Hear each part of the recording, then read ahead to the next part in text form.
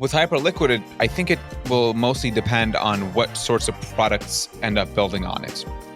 If it's just perps and it's the alternative to Binance, which is centralized, obviously, and this is slightly less centralized and actually has some crypto native decentralization elements to it, then probably they don't actually need to decentralize that much.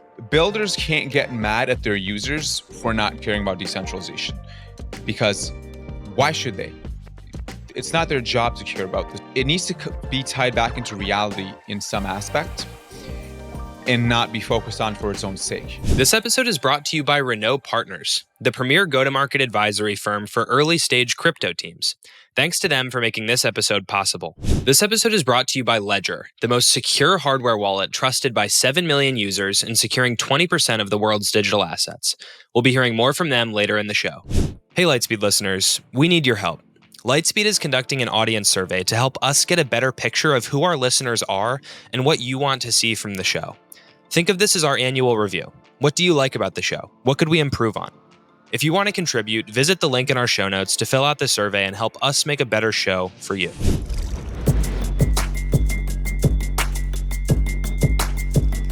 Hello and welcome back to another episode of Lightspeed. I'm your host, Jack Hubenak, joined today by Mert Mumtaz. Mert, how's it going, man? It is going great. Just woke up. How you doing? Good stuff. I just woke up as well, although we're many time zones apart, so we share that together, I guess. It's been a little bit of a boring week. We're recording this the last day or two of 2024, and it seems like everyone's just kind of taking a vacation. There's not a whole lot happening out there. Mert, are you still shipping, or are you kind of taking a little break here? I generally do not take holidays, so I wouldn't say I'm shipping because I'm reliant on my employees for shipping, and I don't want to whip them into work during the holidays. Some of them still are around, of course, but I've been writing a lot of essays, actually, so we'll publish some of those in the new year. Nice. What is your pitch for writing? This is something we haven't talked about, but I feel like you post a lot on Twitter that you're like, people need to write. It's like an important skill. And you're not in necessarily a content role as a CEO, but you know, in a busy schedule, why carve out time to write? Well, that's exactly why.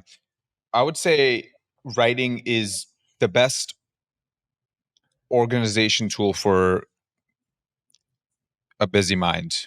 So it helps, at least for me, writing helps me organize my thoughts and take out what's irrelevant or what's relevant, reshuffle them, and then form some sort of a coherent sequence of events going into the future. So it's pretty good for that.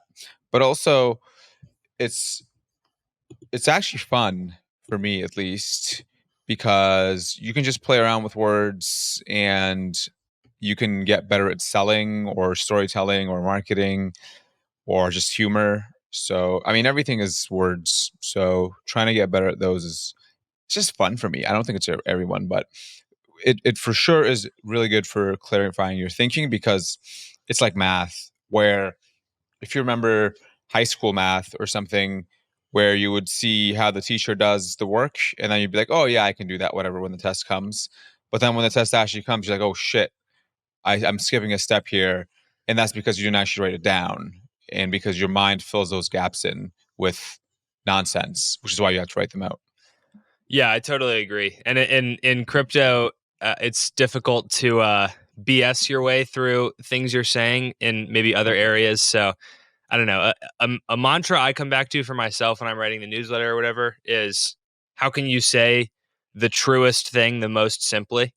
I think like a lot of times in writing, you can try to write better than you are, or you can try to make things sound really good and flowery. But at the end of the day, the writing should be a service to your reader. So just how can you say the thing the most accurately in the most simple language you can is kind of the way I go about it. But I digress. We have a Roundup episode today for y'all. The last Roundup of 2024 before 2025. And so there's not a lot of really timely news this week, just because it seems like, aside from Mert, many people are taking a holiday, and so not a lot of news. But there are just a few odds and ends that I want to kind of go into that or maybe news trends recently we haven't touched on. I think the one that I'm most interested to start with is Hyperliquid, which is this kind of perps dex that also has centralized elements, and it's its own layer one. And it just had an airdrop that, by some measures, was the largest airdrop ever. Um, but there's also been some issues. A MetaMask employee posted that North Korea is like plotting an attack on Hyperliquid potentially. Mert, I guess just to the extent you've looked into Hyperliquid and people saying that it's a competitor to Solana now, I just want to ask, like, what's your initial take on the chain? So I first looked into it roughly 5 months ago, I believe 4 months ago. And at first I wasn't really a fan because on the website it says, and this is on Twitter, on the website it says it's a decentralized exchange and it tells you all these things that it gives you as a result of being decentralized. But then when you look a bit deeper, it's not decentralized yet. Now it will become decentralized. I'll come to that later. But currently it is, I believe it's 4 validators. And what's interesting is it's 4 close-sourced validators, meaning you don't even know what code they're running, all these different things. And it also claims that it's an L1, but it's not actually an L1 today. That's technically correct. Like it's, I believe the L2B guys actually labeled it an L3 on Arbitrum. So it starts getting really fishy. So, but that's the easy stuff, right? That's the stuff where the reason I cared about that was because I was actually going to deposit funds on it. And then it asked you to sign or not sign, but acknowledge these terms and conditions and all these things. And I looked at it and I was like, holy shit, these are kind of crazy. I don't trust putting my money in here. And so I'm not going to do that. If it were decentralized, I would trust it. So that was my thing with it, which is that I want to trust it, but I need it to be decentralized to be so. Okay, so then they did an airdrop, and they actually did get quite a bit of traction. They make a good amount of revenue, it seems, on the L1 or whatever you call it. They have a good product, it seems, and a good user base and fan base of people who actually evangelize, but also use it, and that's good because the team seems competent. So from those angles, it's a good product, and it's an interesting go to market because most L1s, assuming this doesn't become an L1, starts as an L1 and then tries to get products to build on top of it. Where this is the opposite, where they tried, well, they built a product that's just a product. It's not a chain. It is not a blockchain, but it will become a blockchain and then it will progressively decentralize and all these different things and add smart contract functionality with, I believe it's called Hyper EVM. And so that's an interesting approach. So, and I like that. And yeah, but so there's a trade off of that approach, right? You could, either one works, but the trade off is this, which happened, I believe it was last week or the week before, when the MetaMask Tay, who's a seasoned security researcher and expert, basically said, hey, North Koreans are using your chain. And by the way, they don't just use chains, they test them for upcoming vulnerabilities. And then everybody just went to shit. Because one of the other things about Hyperliquid is that, generally speaking, if there's any criticism of the chain, people seem to come out and attack the others criticizing. Now, granted, a good amount of those are not fair criticisms. So I think both sides have merit, but some of them could be for sure, obviously. And that's what happened with the North Korea thing. And then a lot of outflows started happening from actually Arbitrum, because that's where the bridge is to Hyperliquid, to other chains, even to Ethereum. And so that's some context setting. Now, what do I think of it? I think it is, I think it has a good shot to take on something like a Binance or like a Coinbase, right? Because it's pretty much a centralized exchange today, except that there's no KYC, and you can use crypto native elements like signing in with a wallet. You get an airdrop and all these different things, and then they're adding crypto elements progressively. So it seems like they're going to change this to 16 validators or 12 validators instead of 4, and then They are going to add smart contracts. Now, the question becomes, this is the important question, once you do those, one, is the UX still the same? Because once you start decentralizing something, the UX does suffer. And what are the trade-offs, right? Like when we add more validators, it doesn't matter if you add more validators if they're all in the same data center, right? If you're going to add them all in Tokyo, that's okay, but it's not. What if the Tokyo government just says, nope, we don't like this anymore? Or what if you just get attacked, right? It doesn't even have to be malicious. And then, of course, my question, I wrote a post about this yesterday in my developer thesis. It's an EVM chain.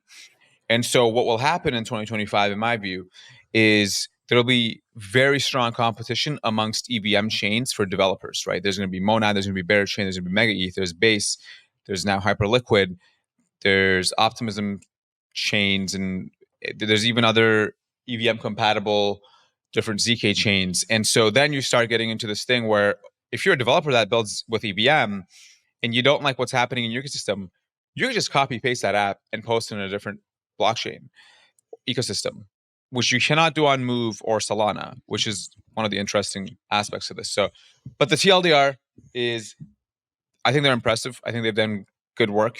I think they have a good product. And so now it just remains to be seen how they execute decentralization. Yeah, I've toyed around with Hyperliquid a little bit. I think people don't always realize like how much of a money printer perps can be. So perps being um, perpetual futures, basically a type of option contract in DeFi where you can take, 60x leverage on your favorite meme coin or whatever. And like all of the Asia exchanges, Binance, BitGet, Bybit, all of those do a ton of revenue just off of perps. And like there are multiple Asia exchanges that do more revenue than Coinbase does. And Coinbase is a huge exchange, but they don't really have a perps side quite as built out. And so there being like a layer one just for perps, I think is a use case that makes sense. And I think that, if it has good UX and all these types of things, like you said, especially after they decentralize, like I see a place for Hyperliquid sort of competing with centralized exchanges. I guess the broader question here, Mert, is something we talk about semi frequently. It's like, does decentralization really matter, or is it just a word that if you can attach it in theory to your chain, then it sort of checks a certain box, and people will say, okay, this can be crypto. Um, like, yeah, do people care that Jeff or whatever his name is possibly running all the validators himself or whatever? I, so decentralization doesn't matter until it does. That's the property of it. And it really depends on who you are as a user, as a builder, etc. So, for example, I personally did not deposit my funds into it because it wasn't decentralized. That being said, I also do not deposit my funds into any closed sourced or mutable programs on Solana in general because I also don't trust it. I basically only use a staking program because I'm quite paranoid about losing that money. I think when you say, does decentralization matter, it always has to be in the context of what you're actually doing. So if you're trading perps and you have some sort of an exit hatch, for example, let's say in the case of an L2 doesn't necessarily have to be decentralized if you don't care about real-time liveness or censorship resistance guarantees. And to be clear, most people probably don't because those are pretty rare edge cases. And with Hyperliquid, I think it will mostly depend on what sorts of products end up building on it. If it's just perps and it's the alternative to Binance, which is centralized, obviously, and this is slightly less centralized and actually has some crypto native decentralization elements to it, then probably they don't actually need to decentralize that much, right? If you just take that user persona into account, they're probably okay with this. But if you now start adding borrow lend protocols with newer smart contract functionality, and you take an oracle risk and liquidation risk and all these different things, then perhaps it might make sense. Or if there, the other part of this, of course, is regulation, right? Where it seems one of the new rules, this is a few months old now, but it seems that one of the tests of some of these new regulations is if something is sufficiently decentralized, such that no one entity has control over it, and that gives you perhaps different regulations and different rules that apply to you. And so that might be important just from that perspective, right? Now, I don't know where they're located, where the company is located, any corporate structure. So, but one of the things that I think everybody in crypto gets wrong is that builders can't get mad at their users for not caring about decentralization, because why should they? It's not their job to care about this, just like it's not their job to care about which cloud servers you use for any sort of application that you use. What they care about is, what benefit do I gain from the fact that it is decentralized, right? And that might be safety, maybe security, that might be censorship resistance, that might be the fact that I can actually use it because the regulation allows me to use it due to it being decentralized. But it needs to be tied back into reality in some aspect and not be focused on for its own sake.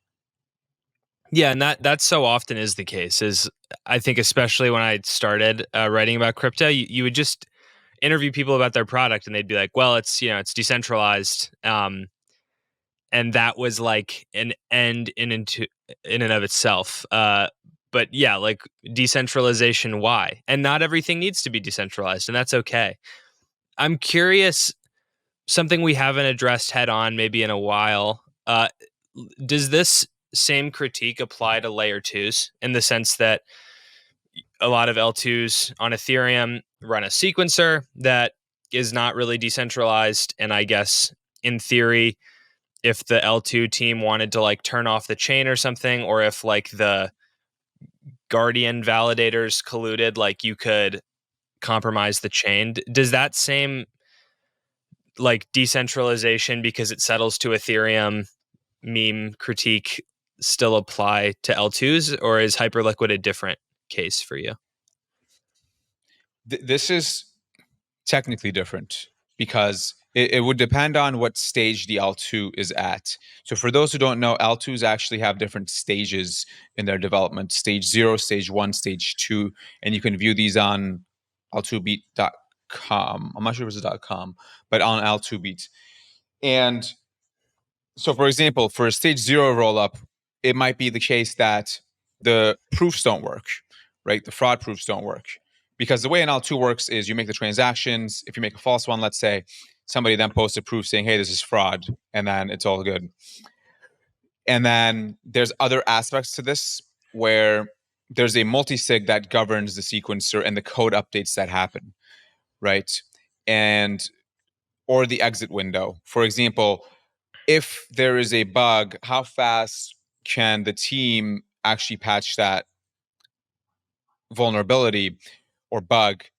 And so there's a bunch of different dimensions here. With an L2, it's actually a better guarantee because, one, if it's over stage 1, let's say, the only thing that would compromise you is really an emergency council update where people behind the scenes collude, or maybe they get attacked, right? Like that's the other thing that people don't kind of think about too much. But these people don't have to be malicious. They can just get wrench attacked. Somebody can just go to their house and be like, hey.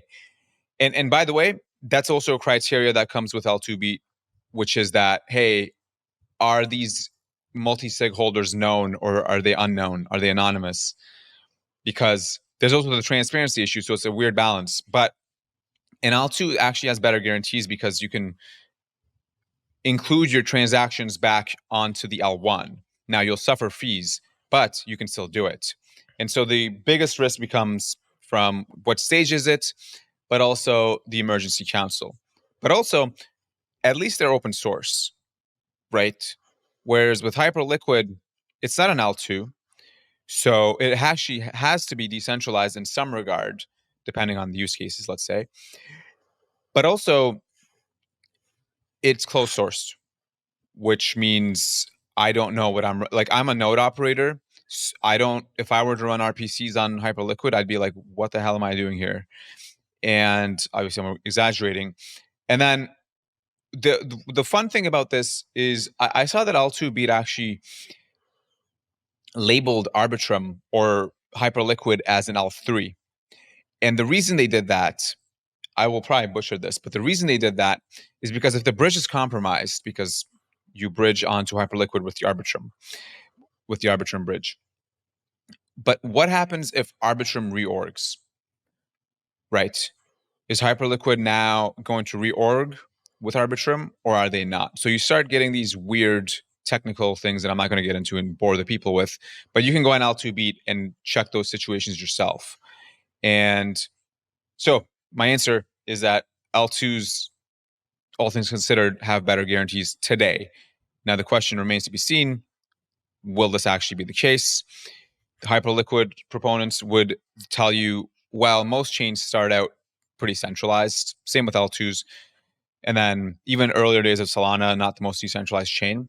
And so why not apply the same logic to us?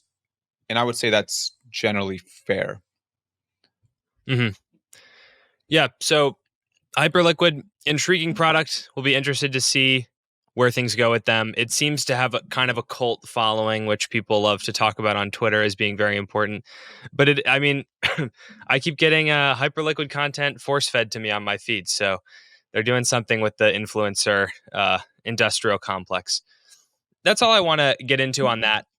Everybody knows there's a massive shortage of top senior marketers in crypto, and teams are constantly struggling to get their go-to-market done right. Renaud Partners is the premier go-to-market advisory firm for early-stage crypto teams. They help top founders tell their stories better and build great non-technical teams.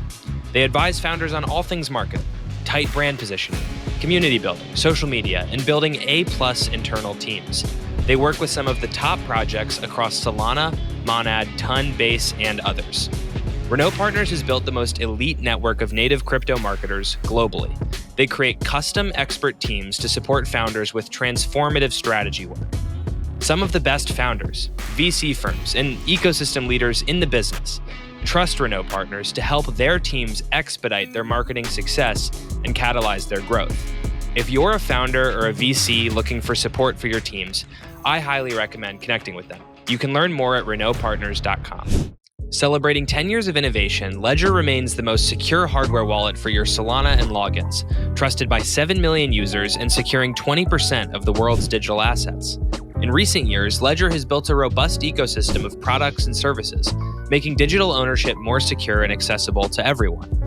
Ledger's newest devices, Ledger Stacks and Ledger Flex, feature the world's first secure touchscreens, making it easier and safer to manage your Solana transactions and coins. With Ledger Live, you can seamlessly and securely manage and stake your SOL. Alongside Ledger Stacks and Ledger Flex, Ledger introduced the Ledger Security Key app, a safer alternative to traditional passwords, enhancing your overall digital security. Thank you to Ledger for making today's episode possible. One thing I want to touch on briefly, there was an interesting bit of news that came up over the weekend. Solana futures ETF filing just came out from Volatility Shares, I believe it is. Now, the interesting thing about this is that, to my knowledge, Solana futures don't trade anywhere yet. So they're filing for an ETF for a product that doesn't really exist, because like Bitcoin and Ether futures trade on the CME exchange here in the US. That's not the case with Solana, but I guess a lot of these filings are sort of betting on things happening in the future. And with this, Nate Geraci, I don't know how to say his name, but he's if you follow crypto ETF stuff on Twitter, you see him a lot. He just formally predicted spot Solana ETFs will be approved in 2025. He says, I've seen enough after the Infinity Shares Futures ETF. There's not a whole ton to say here. I do think it's just an interesting little piece that with all of these Solana ETFs, they're kind of breaking the historical trend, which is you list futures on the CME, you create a futures ETF, it's very liquid, and then after a while, or like it trades, there's no issues. After a while, you can file for a spot ETF. Solana, they filed for all these spot ETFs first. Now they're filing for a futures ETF before there's futures that you can trade. But it seems like with a new SEC regime coming in, it'll be a friendlier environment, and you maybe see Solana ETFs begin to trade. Now, it's a question of, is there going to be demand for these ETFs? I have a bit of a contrarian take, maybe. I don't think they're going to be that big of a deal if and when they start trading, just because Bitcoin and Ether ETFs were very novel. It was like, oh, this is the first time I can get regulated access to crypto price action in my brokerage account. Um, but that's not going to be the case when Solana ETFs begin trading. You'll have Ripple ETFs, you'll have HBAR, you'll have the Bitcoin and ETH combo, one other that I'm forgetting off the top of my head right now. But it won't be as novel. And also, if staking isn't included in these ETFs, you lose a lot of the potential yield on your Solana, because staking yield is higher on Solana than on Ethereum. So having that stripped out of the filings, which is still a thing, is kind of a huge like opportunity cost for people that buy these ETFs. There are fairly easy ways to get access to Solana. It's more of a token for degens, I would say, than for boomers. For a lot of reasons, I'm not bullish on ETFs. But Mert, to the extent you've looked into it, do you have thoughts? Not really. I'm not an expert on ETFs. I don't understand how the TradFi mind works. I don't know what this will do, any of that. It'll be a fun little milestone to celebrate, but fundamentally, the question today or so far has been, will the ETF happen? And the answer to that question is yes. Of that, I'm 100% certain. The next question then becomes when? Is it 2025 or 2026? That's a little harder, but it seems pretty clear that it'll be 2025, perhaps the end of the year. And then one thing that, if I'm to manufacture something, a narrative, let's say, That's what one we thing do. that could be interesting with that is assume that it happens towards the end of 2025. Well, that's when Breakpoint in Abu Dhabi happens in towards the middle of December, I believe, or early December. And there's a lot of rich people there. And generally speaking, very traditionally entrenched rich people from the States, but also all over the world where they might have money in the States, for example. And perhaps this is an easy way for them to get exposure without doing all these weird crypto workarounds. And so maybe that's interesting. But for me personally, I don't give a shit. I just don't. If we're going to be around for the next 5, 10 years, I'm building a business here, it doesn't affect me. If it makes some TradFi people happier such that they can now, for example, what's it called? The Roth IRA in the States. Yeah. In Canada, it's called a TFSA. But if your tax sheltered accounts cannot get access to this, that's good, right? Because if you assume there's a 10x or something coming, then you obviously don't want a big capital gains tax on that. So that's good. But we'll see if that's enough. Yeah. I think that there is a place for crypto ETFs in general. My skepticism is, does it extend past Bitcoin? Or is it just going to be like, I put 1 to 3% of my portfolio into Bitcoin because that's like the crypto that you need to care about? Does it ever reach to Solana? I'm not sure. I also want to reiterate, a big thing to watch is going to be staking. So, all of the Ether ETFs, one of the reasons why they've struggled so far, and they're doing better as of late, as ETH, the asset, is doing better, but um, the filings got approved, but the issuers had to strip out staking yields because, to my understanding, the SEC basically took the stance that Ether is a decentralized asset. It's not a security, but the staking yields that you receive are securities because you're depending on the efforts of others, i.e., the validators, to produce that yield for you. And all of the Solana ETFs are proposed not to have staking yields included. Now, if you stake your Solana, you know that you can get, 8% APY, which is a very good return on your Solana. And so I think that there's a chance that the Atkins SEC says, hey, never mind, staking isn't a security actually. But if they continue along the line of the previous administration and say that staking yields are, kind of past the Howey test, um, that could be a big cap on the amount of demand there's going to be for these ETFs because, you know, the other thing that's just strange to me is like it's not that hard to use Coinbase or like similar things. I get that, like you said, Mert, you have your like tax exempt retirement accounts are a big deal, but in general, it's like there's like investors can get access to Solana in other ways. Coinbase isn't necessarily the best, but it's just very easy.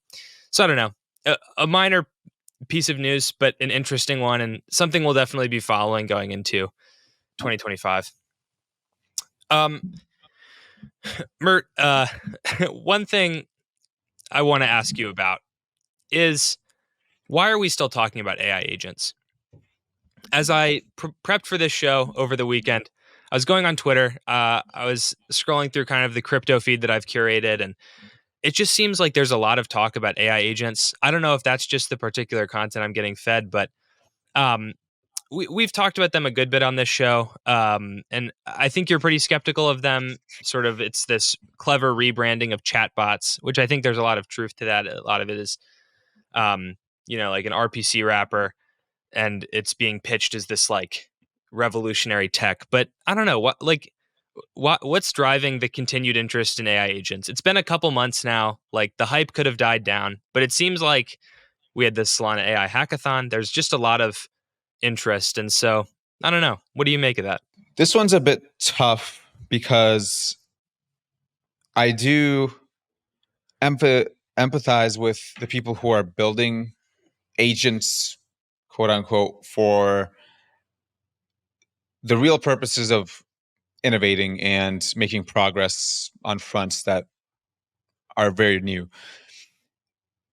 And this is generally the cycle of any new technology, any buzzword technology, SaaS, B2B SaaS, big data, crypto. And what happens is there's probably a very small percent of people who are looking to build very interesting things, autonomous commerce, let's say, where you talk to a chatbot and basically it does your shopping for you, it manages your portfolio, it does all these things. That sort of stuff is cool. And I would I wouldn't I would be cautious of being a skeptic against that because that's generally when you're caught off guard. And it's generally a bad idea to bet against progress or tech. So there's that nuance to it.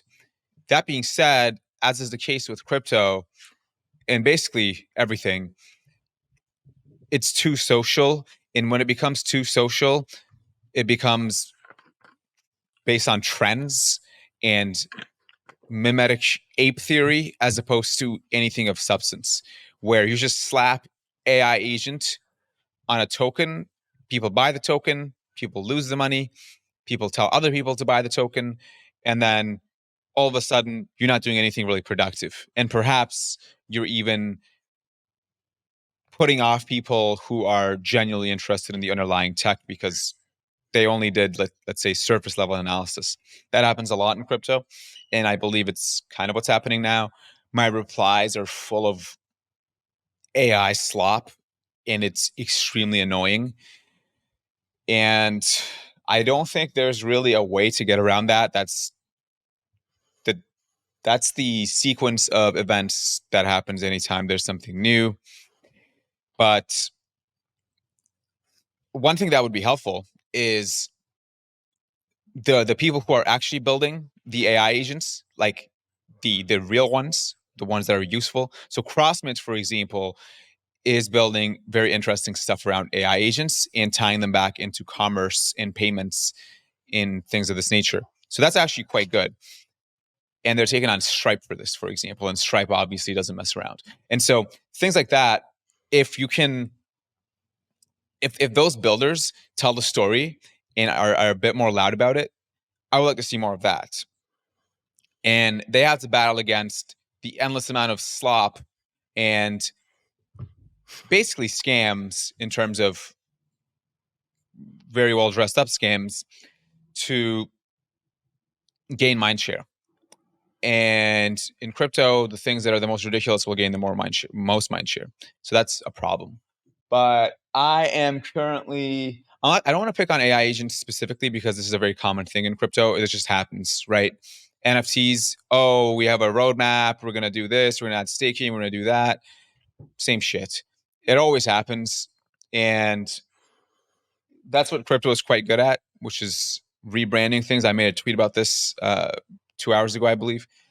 And anyway, my thing would be here: if you are actually building legit AI agent stuff, sell better, talk about it, message it better, and make sure that people understand that it's not all just chatbot slop.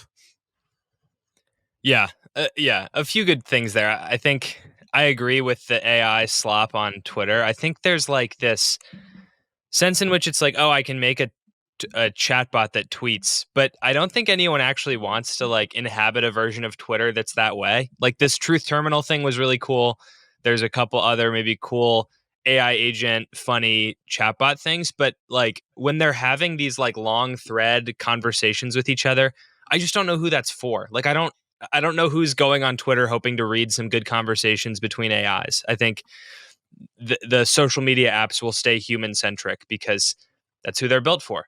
Um, I also have been interested recently in this idea of swarms. So I think this came up when I did the episode with Yash, who organized the Solana AI hackathon. But the idea of like what can happen if you get a bunch of AIs to work together to accomplish some end, not on Twitter, but like outside of there. I think that's a cool concept that is starting to catch on. And I don't know, but again, like you said, when there's tokens attached to this, there's like just such clear conflicts of interest and actually communicating if you have something legitimate to offer or not. And for the people buying these tokens, like maybe don't always care. They just want to kind of catch a narrative at the right time. And so I'm almost like scared to talk about specific ones because I feel like any new AI agent thing I talk about could blow up in 2 months and lose a ton of people their money. So abundance of caution when you're looking into these things. But I think it is notable that, they took off in early October, I believe, and it seems like the interest is still there. I bet VCs are going to be opening up the checkbook come 2025 for these types of things. So an interesting one to keep an eye on. Um, Mert, Well, you have yeah. this is the part of crypto that I hate the most, if I may, because because okay, what happens in traditional business or tech or startups? What happens is you have an idea. It's a cool idea. Maybe you get people interested. Maybe you get some risk capital in the form of VCs to help fund it so you can develop it. And then that's what you do. You work on developing it because the only way you're going to get, let's say, some outcome that you want, let's say it's going public, let's say it's an acquisition, but generally speaking, it is the product actually working such that you have created something. And those are your three objectives basically. And as a result, you recruit people based on those, and then you build product, you ship, you iterate, you build a business, and you make change in the world. With crypto, that's not the case because you can just add a token and you can get rich without having done anything or having done the bare minimum. And once you do that, it starts becoming a game of who can get rich instead of who can make progress. And the second you get there, other people now see it who perhaps would have worked on making progress and they get resentful. And then they also release their tokens. And then nobody's fucking making progress. It just becomes a game of who can get liquidity. And so I've always said this since 4 or 5 years ago. The greatest problem in crypto will always be the short-term incentives for and short-term incentives compared to traditional business creation. Until that is fixed, progress will always be choppy and inefficient. And it just doesn't feel like a problem that can be fixed, right? Because as you said, anyone can go create a token and then it's just sort of human nature to be like, oh, this other business that's doing worse stuff than us released a token. Why don't we release a token? We could also be rich. And it's such a powerful driver. And you saw it with the airdrop mania, like everyone's doing it. Even if you do, you're a legitimate business building legitimate tech. And yeah, I don't think that's going to go anywhere. It's just, as you said, something you maybe have to, deal with and keep doing what you're doing, knowing that that's going to be the case. Um, Mert, you mentioned earlier you have a developer thesis for 2025. Why don't you just like briefly walk us through? I know it's also outlined in a tweet, so you don't have to belabor that. But just briefly, what is that developer thesis? How do you see things unraveling for devs next year? Right. So the way I see it is this: assume you're a developer in 2025. What options do you have? You have three options. You have EVM, the EVM ecosystem, you have the SVM ecosystem, and you have Move. And so I obviously build on the SVM. And so I've been thinking about this. And here are basically my thoughts on what I think will happen. And so it was also largely inspired by the fact that now that Solana is the big fish, let's say, in crypto, people always say, well, this thing is going to eat Solana's lunch. For example, Hyperliquid is competing against Solana, Base is competing against Solana, Mike Tyson is competing against Solana, everybody's competing against Solana. And so then I thought about it, right? So then you maybe start to form some first principles analysis. Well, EVM is by far the biggest in terms of ecosystems for developers. And so what's going to happen for the EVM? Well, there's a lot of new EVM chains going live. So there's Hyperliquid, which we talked about. There's Berachain, there's Monad, there's Mega ETH. And then there are existing L2s that are EVM. Arbitrum, although Arbitrum has different environments. Base, Optimism, the ZK EVM equivalents. And any L2 that launches, it's generally a good bet that they will most likely be EVM. And so you have a lot, or Abstract. That's probably one of my favorites and is one of the dark horses, along with Atlas. And so what does that mean? Well, what that means is on EVM, if you have deployed on one of these ecosystems and they're just not cutting it for you because of, let's say, the founder, you don't like the founder said something stupid and they don't support you. There's no good grant ecosystem. The go-to-market isn't well. Any of these things, you then can easily take that app and move it to another EVM ecosystem. And what that does is it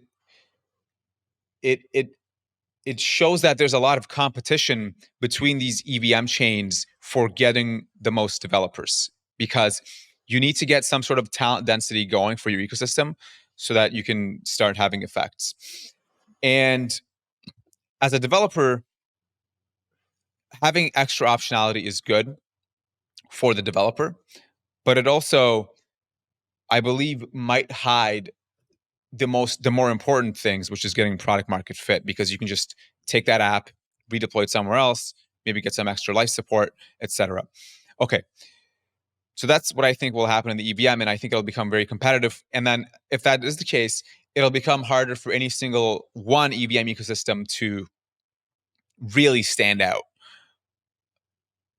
barring other circumstances such as community or an actual 10x in performance, things like this. Okay, what about the SVM? Well, if you're building on the SVM, you have really two options. One, the predominant option is Solana, and then two, now you have Eclipse, but then also Atlas, which will come out, I believe, Q2 or Q3. I'm not sure. And that's all good because you can actually cross deploy just like on the EVM, but that's inherently less competition. And so if you're an app on Solana, for example, you have more of an incentive to build on Solana, and you also have somewhat of a moat because people can't just take your app and then copy paste it somewhere else. And then basically everything that I'm saying for Solana also applies for the Move ecosystem. Now, the good thing about Move ecosystem is they have less tech debt, meaning they have learned from both the SVM and the EVM in terms of what not to do and what are some better optimizations for developer experience. That's good. But then they have to overcome other things, such as inertia. They had to get more liquidity. They had to get more startups. They had to be more battle tested. And so Solana is in this, in my view, and I could be wrong on this, I believe Solana is in this nice Goldilocks zone where they have traction in terms of liquidity and startups in all the metrics that you would need, but also there's an inherent technical edge in using the SVM for now. This won't always be the case, but for the year 2025, there is still that edge until it becomes, let's say, innovated away with upcoming iterations of the EVM and Move.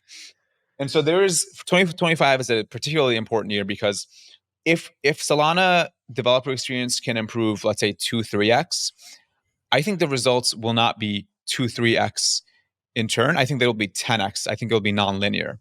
And this is what I told my team at Helios, because we obviously do SCM developer experience, which is, and we actually talked about this, Jack, at the roundup for the 2024 year, where I said this was a good year, but it actually could have been way better if that congestion problem didn't arise. And so I view 2025 as the same thing, but on steroids, which is to say, if block space doubles, if Firedancer goes live, if transaction sizes triple, then you start having this platform where it's the most scalable. And then assuming Helios actually does our job, it's the best developer experience. And there's an inherent differentiating factor. And now it remains to be seen if that'll actually carry itself over 2026, 2027. But for the year of 2025, this is the year where Solana has a very clear shot at goal to really separate itself. And that's my thesis. And the thesis relies on the developer experience actually improving quite a bit for that to be the case. If it does not improve, if the same developer experience keeps up, then we will be fucked. I don't have a ton to add. I guess I'm just curious. So we did Lightspeed, the newsletter side, did an anonymous Solana founder survey that is going to come out soon. And one of the questions I asked is like, what's the biggest issue Solana faces? And developer experience was one of them. And I think like out of all the people we surveyed, like one or two, like not very many said that that was the biggest issue. So it can still be an issue without being the biggest issue. But I guess I just want to ask, like, put this in context for me of how big of a deal is developer experience versus all the myriad other things that a blockchain has to kind of get right. So my framing of why developer experience is important is top of funnel. If you assume that more developers start coming into crypto in 2025, then what are their options? It's those three that I outlined. And so to maximize, let's say, the highest quality of startups being built on the chain, then you need to gather or convert or at least minimize churn for new developers coming in. So yeah, people who are already in the ecosystem, they will hate things about the developer experience, but that's the case on all chains. And the effects of it are actually much more insidious, where it might, let's say, hurt your bottom line because you have to pay so much for developer experience tooling. It might slow you down in innovation. It might, what if it goes down? What if there's congestion? Your app suffers. So those are a bit more insidious and they're not directly observable generally. But then also there's hiring, right? You're not able to hire developers as fast because nobody knows how the SVM works, but everybody knows how Solidity works. So that's the framing. In terms of contextualizing it in the other ways that a blockchain needs to appeal to users, let's say, while developer experience isn't just RPC, it's also, I'm using the term very broadly, but it's also scalability, right? If you're a developer and you have an app that is now doing 5,000 TPS, for example, that's developer experience. And so I broke it down to three different things on my post, which is the smart contracts, the read layer, which is the RPC, but then the protocol level, right? Do you need to gather 30,000 SOL worth of stake, like on Solana, to land transactions? That's not good. Are you bottlenecked as soon as, let's say, Firedancer goes live, let's say block space doubles. Let's say now there's pump that fund on steroids that's doing 10,000 TPS. Okay. Well, what could that do? Well, what that could do is it could increase the fees such that the fees are unaffordable. Okay. And so that is all.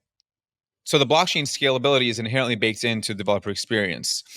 I do believe that, and we've talked about this, as the performance delta between the different chains becomes smaller and smaller, and then what happens is you rely on other things like, okay, even small things like, are the founders ship posting my stuff, right?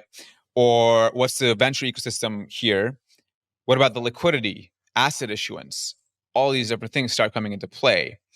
But I believe those are mostly a 2026 thing, where I think 2025, where the performance boundaries are still there and not differentiated away, let's say, then I think 2025 is a year where you have this shot to really differentiate yourself and then get like add some momentum to the flywheel before the other differentiators need to come in. Another thing you mentioned in your post, I believe, is because there's more open source EVM tech out there, the like AI coding tools are more helpful for the EVM ecosystem. So, I mean, that's a big piece of developer experience as well, right? Yep. Yep. That is one of the underrated ones. I mentioned it about 4 or 5 months ago as well. And it's because I've noticed it when I write code, the data that it has access to is either outdated or they just don't have it. Because, for well, one, Solana has been around for 3 years, let's say, whereas EVM has been around for 8, 9 years and with more people. And the effects of that are nonlinear. So that is a problem as well. Hmm. Um, yeah, that's most of what we're going to cover. I just wanted to end by chatting about a heartwarming story for this holiday week that came to my attention that I've been following. So there's this guy, Sichi Chen, Siqi, who posted on Christmas Eve that his young daughter, had gotten a rare form of cancer. It was difficult to treat because it was so rare that there's not a lot of research labs working on curing this form of cancer. And he asked for donations to a specific lab that is doing research to find cures for his daughter's cancer. He posts a GoFundMe link. The GoFundMe link raises a couple $100,000. Then someone's like, hey, post your Solana address. Um, Someone creates a meme coin called Mira because his daughter's name is Mira. And just over the weekend, I believe So someone creates the Mira meme coin, gives him a big allocation. The token goes up a ton because it goes really viral. All that stuff. He liquidated 1 million of his holdings over the weekend and donated it to this lab at the Children's Hospital of Colorado. Um, and he's also been like liquidating $1,000 worth every hour to continue to donate, and all of it is going towards cancer research for his daughter. I think this is just really cool.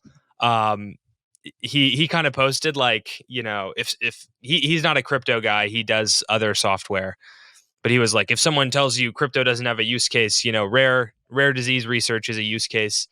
And people will talk, like Vitalik will talk about, I think meme coins are good if they're for charity, and this is true, but I think that it requires a certain type of confluence of events. Like this type of thing had to happen organically. You can't manufacture a viral meme coin. And obviously, do not invest in this thing if you expect to make money. I think I would view investing in it as donating to cancer research, but it was really awesome, and it made me kind of happy to see we have this novel fundraising mechanism that way outperformed GoFundMe as far as actually getting this guy funds to help his daughter's